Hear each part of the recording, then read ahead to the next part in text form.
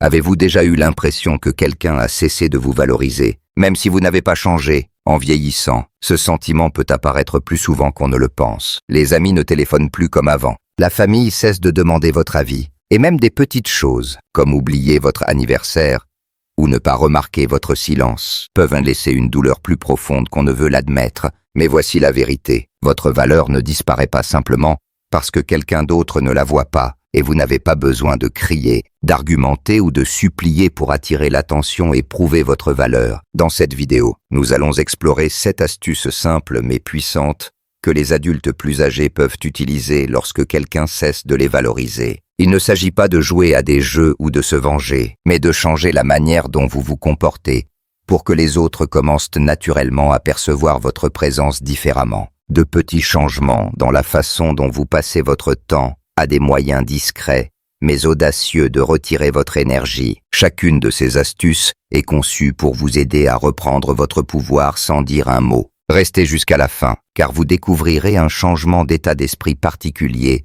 qui non seulement restaure votre respect de soi, mais pourrait aussi transformer complètement la manière dont les autres vous répondent. Si vous n'êtes pas encore abonné, je vous encourage à le faire et à activer la cloche. Cette chaîne est pour des personnes comme vous, qui continuent d'apprendre, de grandir et de devenir encore plus forte avec l'âge. Commençons. Numéro 1. Retirez votre énergie discrètement. L'un des signes les plus clairs que quelqu'un ne vous valorise plus est lorsque votre présence devient optionnelle pour eux. Ils répondent plus lentement, annulent des plans sans s'excuser, cessent de demander comment vous allez. L'instinct naturel est d'essayer plus fort, appeler davantage, expliquer, demander ce qui ne va pas. Mais voici ce que font les personnes avisées. Elles se retirent discrètement, sans colère, sans drame, mais avec une dignité calme. Vous cessez d'initier chaque conversation, d'offrir de l'aide là où elle n'est plus appréciée, et vous laissez le silence parler pour vous. Il ne s'agit pas de punir l'autre personne, mais de vous donner de l'espace.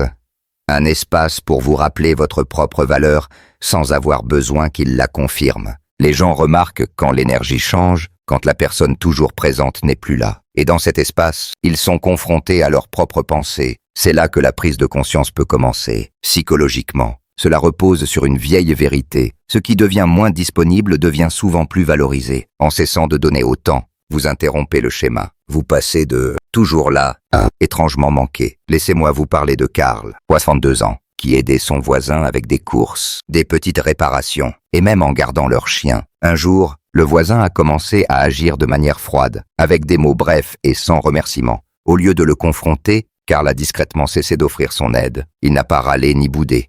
Il s'est concentré sur sa journée, ses promenades, ses puzzles, son jardin. 3 semaines plus tard, le voisin a frappé à sa porte, disant « Ça va, on ne t'a pas beaucoup vu ». Karl a souri, hoché la tête et gardé la conversation polie, mais il n'est jamais revenu à se surmener. C'est l'astuce. En retirant votre énergie discrètement, sans amertume, les gens commencent à ressentir votre absence, non pas parce que vous l'avez forcé, mais parce qu'ils prenaient votre présence pour acquise, et que le voisin revienne ou non. Karl avait déjà gagné, car il a cessé de courir après quelqu'un qui ne voyait pas sa valeur, et a commencé à se la rappeler à lui-même. Numéro 2. Valorisez votre temps comme de l'or. Le temps devient plus précieux avec l'âge, pas moins. Pourtant, quand quelqu'un cesse de vous valoriser, l'un des premiers signes est la manière désinvolte dont ils traitent votre temps. Ils arrivent en retard, annulant à la dernière minute, ou s'attendent à ce que vous attendiez sans rien de mieux à faire. Mais voici une vérité que beaucoup d'adultes plus âgés oublient. Plus vous respectez votre propre temps,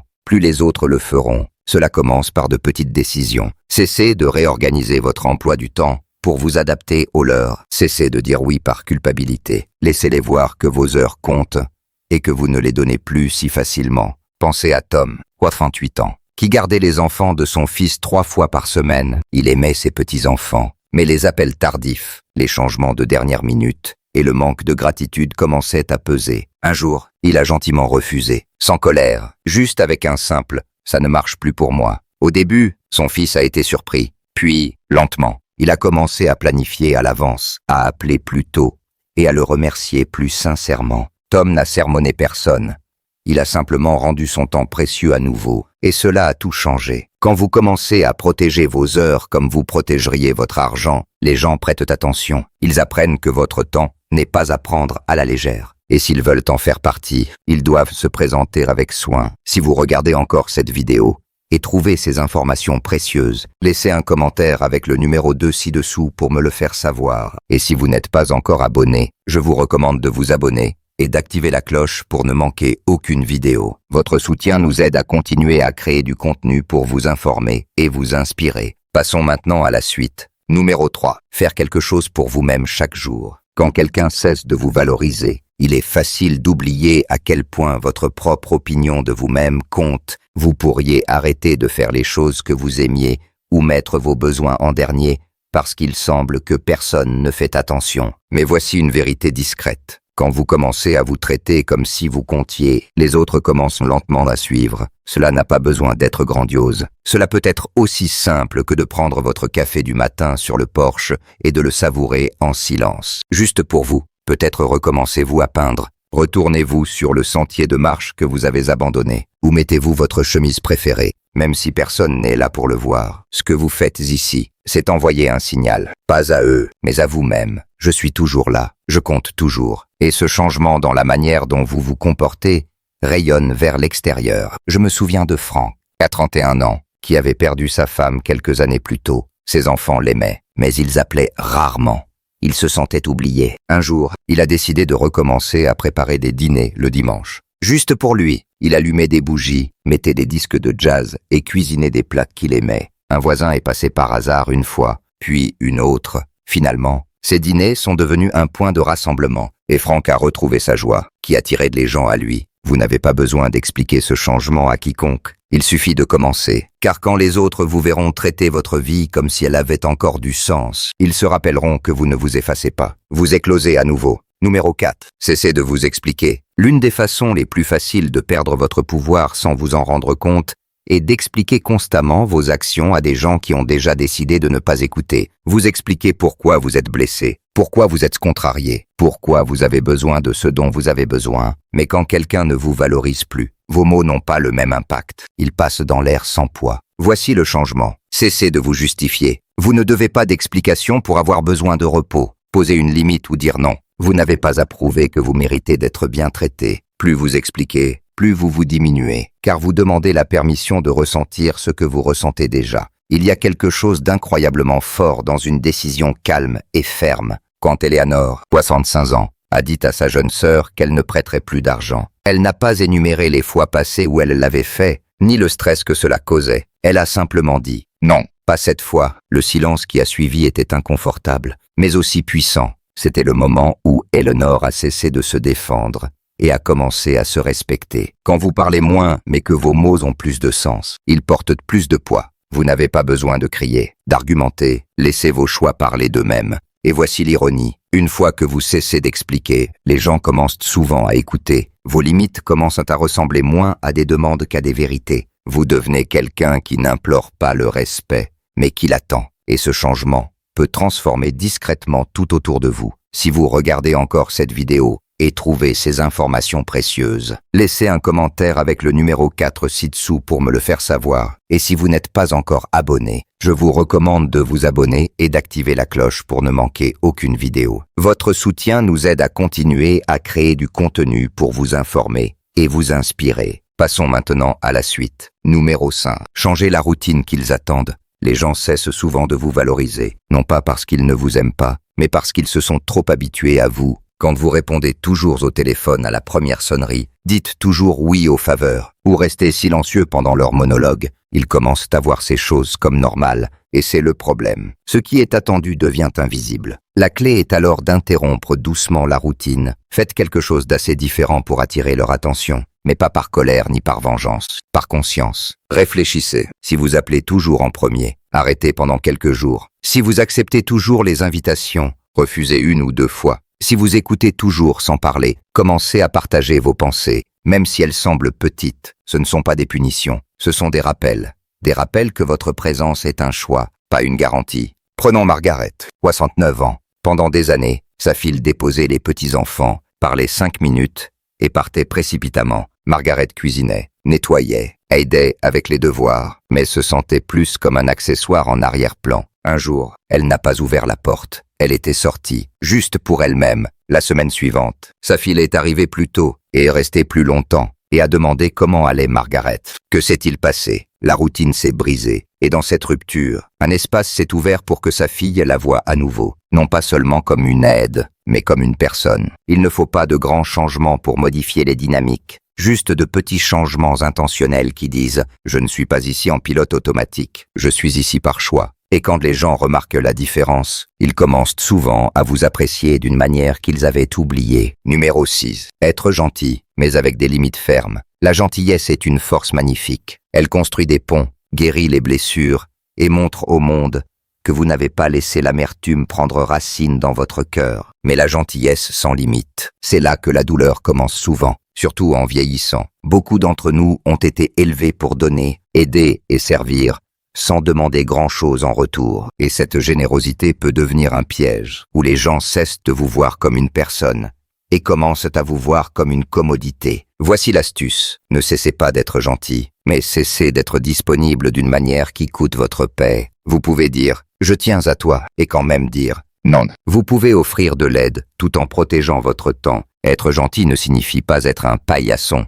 Cela signifie offrir de la chaleur depuis un lieu de force, pas d'obligation. Prenons Harold. À un temps, il avait un voisin qui demandait souvent des trajets, de petites courses, des faveurs. Au début, Harold était heureux d'aider, mais avec le temps, les appels sont devenus constants et les remerciements. Rares, il se sentait utilisé, pas apprécié. Un jour, il a dit gentiment « Je serais heureux d'aider une fois cette semaine, mais je ne pourrais pas le faire régulièrement. » Le voisin a marqué une pause, mais a étonnamment respecté cela. Harold offrait toujours de la gentillesse, mais désormais à ses conditions. C'est ce qu'est la gentillesse basée sur des limites. Elle n'exclut pas les gens, elle les invite, mais uniquement dans l'espace que vous avez rendu disponible. Elle protège votre énergie tout en offrant de la lumière, et voici quelque chose que les gens oublient souvent. Les limites renforcent réellement les relations. Elles éliminent le ressentiment, créent de la clarté et enseignent aux autres comment vous aimer d'une manière qui ne vous épuise pas. Si vous êtes gentil mais épuisé, utile mais plein de ressentiment,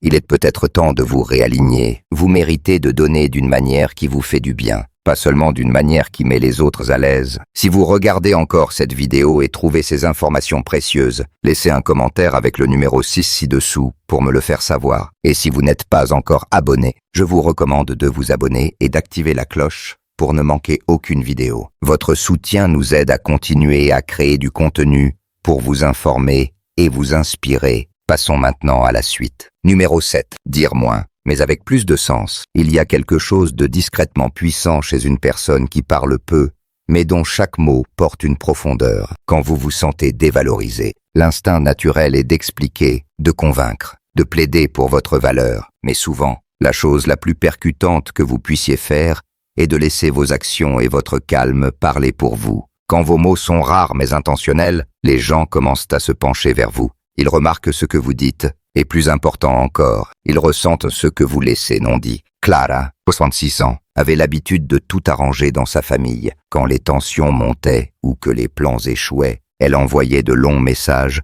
pour tout réparer, mais cela l'épuisait. Un jour, elle a cessé d'expliquer et a simplement dit « ça ne m'a pas semblé juste » et elle en est restée là. Pas de sermon, pas de persuasion. Étonnamment, cette courte phrase a eu plus d'impact que tout ce qu'elle avait écrit auparavant. Pourquoi? Parce qu'elle était réelle. Elle venait de quelqu'un qui n'avait plus besoin de justifier ses limites pour être entendu. Dire moins, ce n'est pas se fermer, c'est se tenir droit. Vous n'avez pas besoin de défendre vos décisions face à ceux qui remettent en question votre valeur. Vous n'avez pas besoin de remplir le silence juste pour mettre les autres à l'aise. Laissez votre ton être calme, vos mots simples et votre présence porter le message que vous savez qui vous êtes.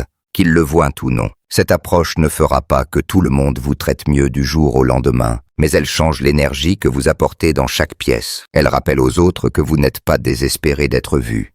Vous vous voyez déjà, et souvent, cette confiance discrète est ce qui ramène les autres à vous voir aussi. Réflexion finale. En terminant cette vidéo, prenez un moment pour réfléchir aux 7 astuces simples mais puissantes que nous avons explorées. Laquelle vous a le plus marqué? Laquelle vous semble prête à être pratiquée dans votre vie? Peut-être est-ce le silence qui parle plus fort que n'importe quelle explication. Peut-être est-ce protéger votre temps plus soigneusement, ou faire quelque chose chaque jour qui vous rappelle votre propre valeur. Quoi qu'il en soit, sachez ceci, vous n'avez pas perdu votre valeur. Elle a peut-être été négligée, prise pour acquise, mais elle est toujours là. Parfois, il suffit d'un petit changement, une pause, ou non, une nouvelle routine. Pour que les autres se réveillent et se souviennent de qui vous êtes, et plus important encore, pour que vous vous en souveniez aussi, nous aimerions avoir de vos nouvelles. Quelle est une chose que vous avez apprise aujourd'hui? Et comment comptez-vous l'intégrer dans votre vie cette semaine? Vos histoires, vos réflexions, elles ne sont pas seulement précieuses pour nous, elles le sont pour toute la communauté de personnes qui regardent et grandissent à vos côtés. Merci de nous avoir rejoints aujourd'hui. Laissez un commentaire ci-dessous et partagez une chose que vous avez apprise aujourd'hui et comment vous comptez l'utiliser dans votre vie. Vos pensées sont importantes pour nous. Alors n'hésitez pas à les partager. Vos commentaires nous motivent et nous encouragent. Si vous avez aimé cette vidéo et l'avez trouvée utile, merci de liker, de vous abonner et de partager. Votre soutien nous aide à continuer à créer du contenu pour vous informer et vous inspirer. Merci de nous avoir regardés. Et nous avons hâte de vous retrouver dans la prochaine vidéo.